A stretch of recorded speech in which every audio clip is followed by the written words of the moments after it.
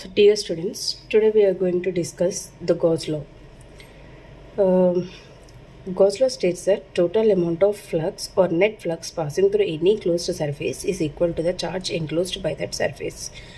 The closed surface can be of any shape, irregular or a regular shape.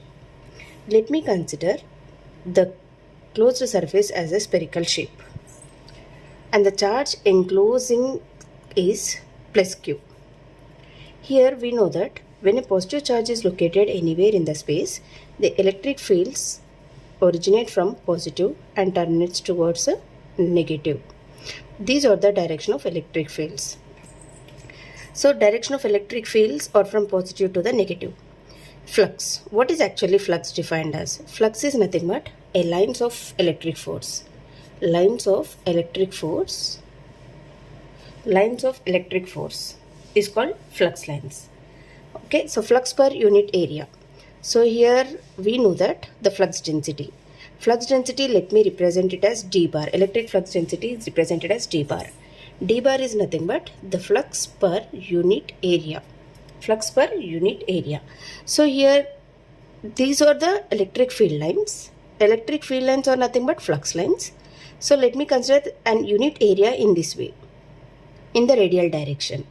So this is nothing but unit area which is represented as ds. And the surface area is a vector quantity, we will represent it as gs bar.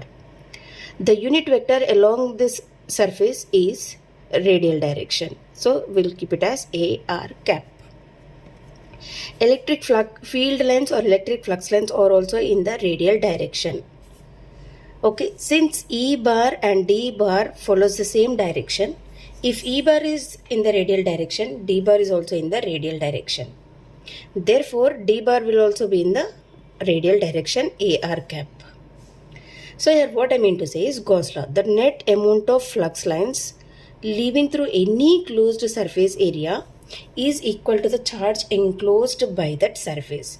So this point charge can also be as a line charge, and it can be a surface charge, it can be a volume charge. So surface can enclose a point charge, line charge, surface charge or volume charge. Okay, so here generally what we know is electric flux density is represented as flux per unit area. I can rewrite this equation as d bar is equals to d psi by ds bar. That implies d psi is equals to d bar dot ds bar.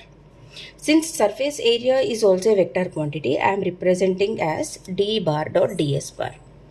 Now here what I can write? I can attain only what is the flux, electric flux. Since I want to state that what is the total amount of flux and can it be equal to total charge. So that means I am going to prove the Gauss law.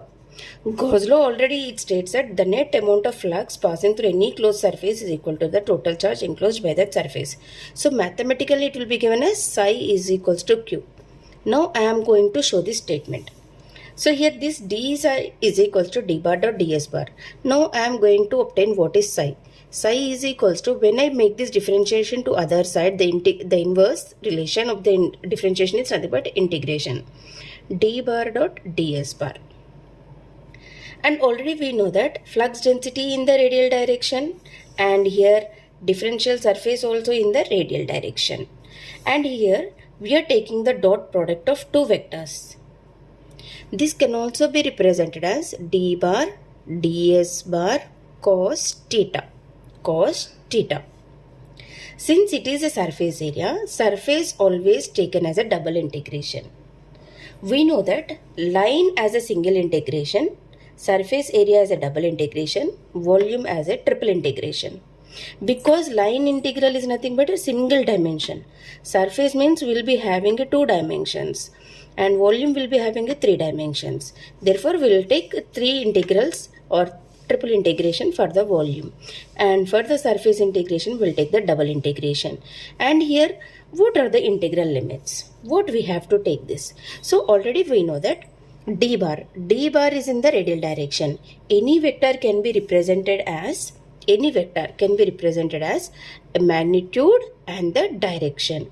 So let me take the D as a magnitude of this vector into A r cap, magnitude and direction. Similarly, I'll take ds bar as ds